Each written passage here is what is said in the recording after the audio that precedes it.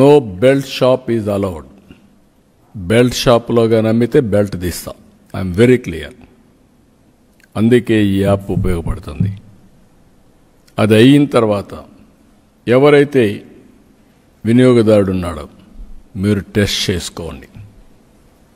ఇటీవల కాలంలో ఈ కుట్రలో భాగంగా మీరు ఒకసారి ఆలోచిస్తే శవ రాజకీయాలు చేయడం చాలా పెద్ద అలవాటు వీళ్ళకు. తండ్రి చనిపోతే 5 ఏళ్లు శవ రాజకీయాలు చేశారు. ఆ తర్వాత 30,000 మంది అనారోగ్యం పాలై నాసిరకం వస్తే కనికరం లేకుండా ప్రవర్తించారు. జంగారెడ్డిగూడెంలో 27 మంది చనిపోతే ఎంక్వైరీ చేయాల, టెస్ట్ చేయాల, పోస్ట్ మార్టం చేయాల.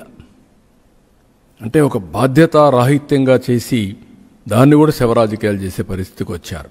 ఇప్పుడు ఇది జరిగితే ఎక్కడెక్కడ చనిపోయినట్టన్ని ట్యాగ్ చేసి ఆ బ్లూ మీడియా సోషల్ మీడియాలో పెట్టి దీనివల్ల చనిపోయారని దీన్ని కూడా పెట్టే పరిస్థితికి వచ్చేసారు. అంటే ఒక ప్యానిక్ రియాక్షన్ క్రియేట్ చేయాలి, రాష్ట్రంలో ఒక అలజడి రావాలి, అశాంతి రావాలి, దాని మీద వీళ్ళు రాజకీయం చేయాలి, శవ రాజకీయాలు చేయాలి. అందుకే చెప్తున్నా, జాగ్రత్తగా పనిచేయండి. ఈ శవ రాజకీయాలు ఎంతవరకు పోతున్నాయంటే వీళ్ళే ఈరోజు మళ్ళీ సిబిఐ ఎంక్వైరీ కావాలంట. సిబిఐ ఎంక్వైరీ అంటే 15 ఏళ్ళు, లాస్ట్ టైం 11 కేసులు ఉన్నాయి కదా, కాలక్షేపం చేయొచ్చు. అది వీళ్ళ యొక్క ఆలోచన విధానం. కోరస్ డెవలప్ చేశారు. మార్నింగ్ ఒకడు, మధ్యాహ్నం ఒకడు, సాయంత్రం ఒకడు. అంటే ఏమనుకుంటున్నారు మీరు? అంటే మీరు ఏం చేసినా జరిగిపోతుంది రాజకీయ ముసుగులో అనుకుంటే అది జరగదు. అది గుర్తుపెట్టుకోవాలి మీరు. చిత్తశుద్ధి ఉండాలి మీకు. చిత్తశుద్ధి లేదు, విచ్చలవిడితనం వచ్చింది, ఏం చేసినా జరిగిపోతుందని ధీమాకు వచ్చారు.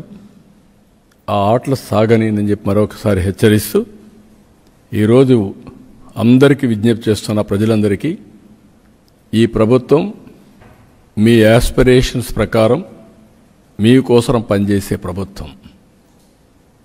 ఎక్కడా ఎవరితో లాలుచేపడం, తప్పు ఎవరు చేసినా ఎవరిని వదిలిపెట్టాం, తన మన అనే తారతమ్యం కూడా ఉండదు.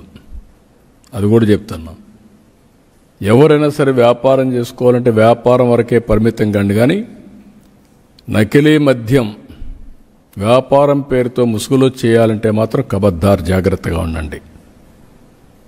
ఒళ్ళు కూడా దగ్గర పెట్టుకోండి. మీ ఇష్ట ప్రకారం చేసి తప్పించుకోవాలనుకుంటే మాత్రం అది జరగదు. అదే మార్గం వీళ్ళని అడ్డం పెట్టుకొని లేకుంటే ఇలాంటి వాళ్ళ ద్వారా కాన్స్పిరసీ చేయాలనుకుంటూ కూడా జరగదు. అది కూడా హెచ్చరిస్తున్నాం.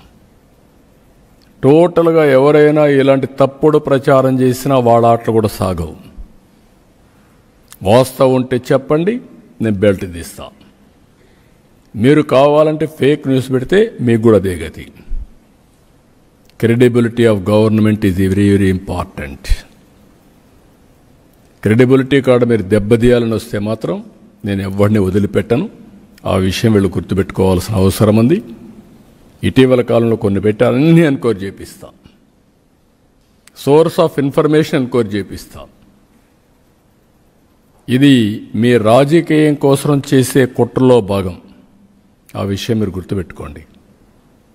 అది జాగ్రత్తగా ఉండమని హెచ్చరిస్తూ ఇప్పుడు డెమాన్స్ట్రేషన్ కూడా చేస్తాను. టెక్నాలజీ చాలా వరకు నా ఉద్దేశం కంట్రోల్ అవుతాయి.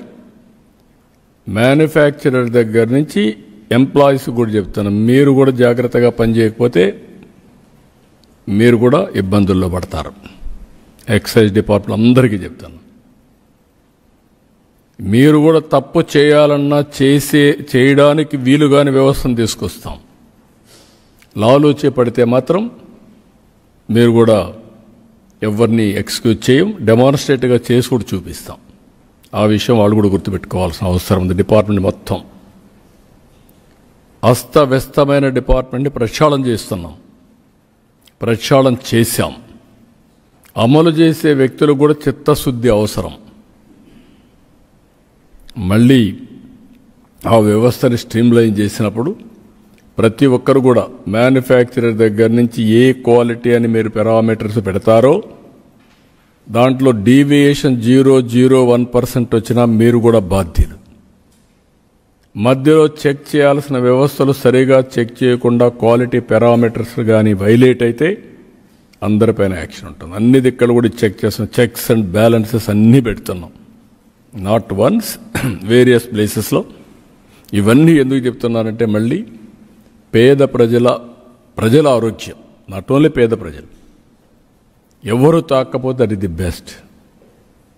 తాగే అలవాటు దేశం అంతా వచ్చింది కాబట్టి, ప్రపంచం అంతా ఉంది కాబట్టి, దీన్ని వీలైనంత వరకు కంట్రోల్డ్ అయిన వాతావరణంలో నేనే ఒకప్పుడు డబుల్ డిఎన్ఏ తీసుకొచ్చాను, ఎక్స్ట్రా న్యూట్రల్ ఆల్కహాల్. 2 times చేసే వ్యవస్థ 2004లో తీసుకొచ్చాం. అది తర్వాత దేశం అంతా కూడా అమలు చేశారు. మనం సిగరెట్ హానికరం అంటాం, టొబాకో హానికరం అంటాం. కొంతమంది టొబాకో తీసుకుంటున్నారు. అదే మరి లిక్కర్ కూడా అంతే. దాన్ని ఒక పద్ధతి, ఒక లెవెల్కు కానీ ఉండగలిగితే కొంతవరకు ఇది అవుతుంది. అది బియాండ్ వెళ్ళింది కాబట్టి ఇటీవల అయితే క్యాన్సరు, లివర్, లేకపోతే కిడ్నీ ఫెయిల్ కావడం, సో మెనీ సమస్యలు. ఆ గవర్నమెంట్లో నాట్ 1 or 2 ఎక్సెస్గా మామూలు కంటే హెల్త్ అజార్డ్స్, హెల్త్ డిటరేట్ కావడం, క్రూషియల్ డిసీజెస్ 30,000 పెరిగాయి. Only based on illicit liquor, impurities and illegal. కాబట్టి దాన్ని ప్రక్షాళన చేస్తాం. మళ్ళీ వార్నింగ్ చెప్తున్నా గట్టిగా, రాబోయే రోజుల్లో మీరు గవర్నమెంట్ టెస్ట్ చేయాలంటే ప్రభుత్వ పని విధానాన్ని బేరీ చేయాలంటే మీరే చూస్తారు ఫలితాలు. ఎవరైనా కానీ ఎవరిని ఇలాంటి వాళ్ళ మాటలు నమ్మి మీరు కానీ అయితే మీరు బలిపరుస్తులు అయిపోతారు. Be clear. ఇల్లీగల్ వ్యాపారాలు చేసి పలానాడు నాకేదో అడ్రస్ ఇచ్చాడు, నన్ను కాపాడతాడు అనుకుంటే మాత్రం భ్రమలో బతుకుతున్నారు. Be careful.